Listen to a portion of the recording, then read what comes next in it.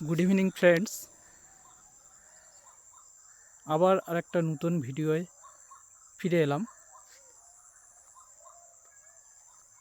তোমাদের এই নতুন ভিডিওতে স্বাগত। তোমরা দেখছো আমার চ্যানেল শান্তনু মণি অফিসিয়াল 25।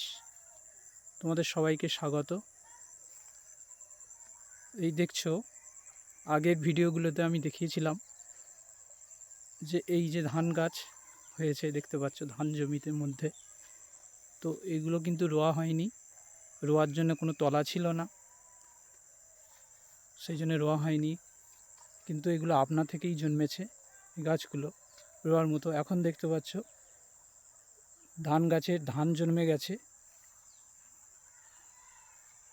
শীষগুলো পরিপূর্ণ হয়ে গেছে সোনালী ফসলের মতো প্রায়। দেখো তোমরা সারা জমিটা তোমরা দেখো, গাছগুলো সব ফলে গেছে।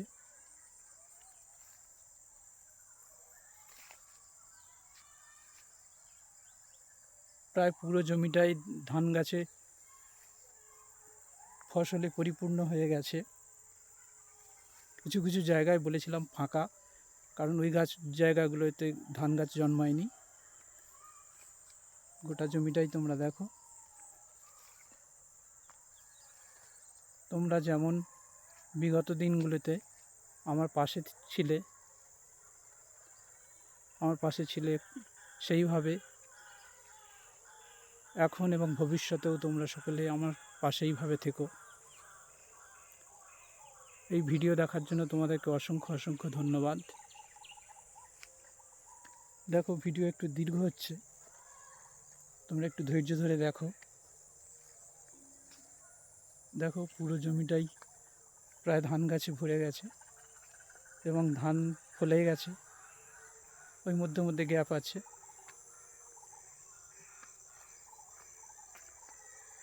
দেখতে পাচ্ছ তোমরা, দেখো ধানগুলো ফলে গেছে। জমিতে জল উঠেছে, জোয়ারের জল।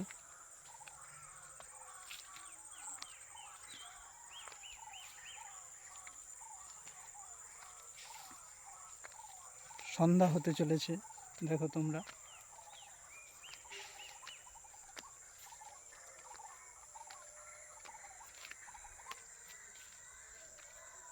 ধান গাছগুলো ভরে গেছে।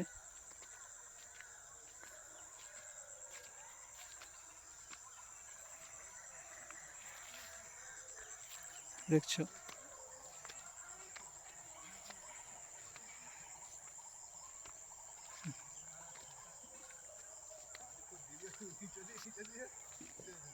পুরো জমিটাই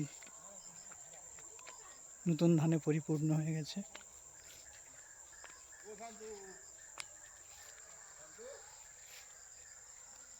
দেখতে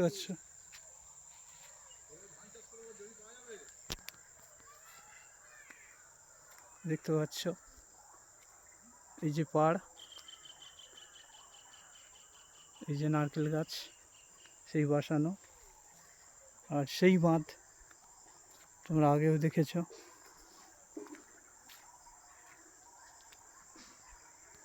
দেখো ভালো করে, পুরো জমিটাই তোমাদের দেখাই।